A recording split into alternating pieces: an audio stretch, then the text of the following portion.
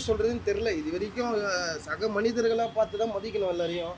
இவங்க வந்து இந்த தகுதி, தராதரம், அங்கீகாரம் இதெல்லாம் யாரு சொன்னது? யாரு வச்சது இதெல்லாம்? அவங்கவுங்க பொழப்பு, அவங்கவுங்க வேலை, அவங்கவுங்களுடைய ஒர்க் எல்லாமே நம்ம தான் பார்த்து நம்ம தான் மெனக்கெடணும் நம்மளுக்கோசம். ஒருத்தவனை பேசி நீ என்ன தகுதி? இவரு என்ன தகுதி ஃபர்ஸ்ட்டு?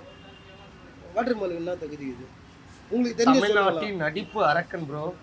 அந்த வாட்டர் மெலன் தான் பண்ணி காமிச்சிருவேன். அந்த ஜூஸ் குச்சினே பண்ணி காமிச்சிருக்கப்பா. இப்படி பண்ண ஓகே, அதையும் பண்ணி காமிச்சேன். இன்னைக்கு நான் ட்ரெண்டா வரேன்டா. அடுத்த சீசன் பிக் பாஸ்க்கு நான் வரேன். வாட்ஸ்அப் பண்ணுங்க, வாட்ஸ்அப் பண்ணுங்க. இல்ல அப்படி இல்லப்பா. இப்படி பண்ணா அடுத்த சீசனுக்கு வந்து தரணியை நான் ரெஃபர் பண்ணுவேன். இங்க எல்லாருக்கும் பிடிக்கும் வினோத்தை. பட் நான் அவருக்கு நண்பர்னு சொல்ல வரல, பொதுமக்களுக்கு எல்லாருக்குமே வினோத்தை பிடிக்கும். ஏன்னா நல்லது கெட்டது யார் வந்தாலும் ஏழை எளியோர்களுக்கு இல்லாத கொரோனா டைமில் கூட அவ்வளோ பேருக்கு உதவுனாப்புல. ஓகே, நான் வினோத்தனாக்கு டஃப் கொடுக்குறது மாதிரி உள்ள யாருமே இல்லையே. வினோத்துக்கு டஃப் கொடுக்குற மாதிரி யாரும் இல்லை, திவாகரை தவிர. திவாகர் வந்து பேச தெரியாத பேசிட்டு தான் மாட்டிக்கிறாப்புல.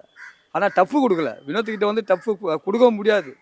இப்போ நிறைய திவாகர் பேசுறது உன் ரேஞ்ச் என்ன, என் ரேஞ்ச் என்ன அப்படிங்கிறது அது தவறான வார்த்தை. அவர் பேசுனது வந்து மிகப்பெரிய தவறான வார்த்தை.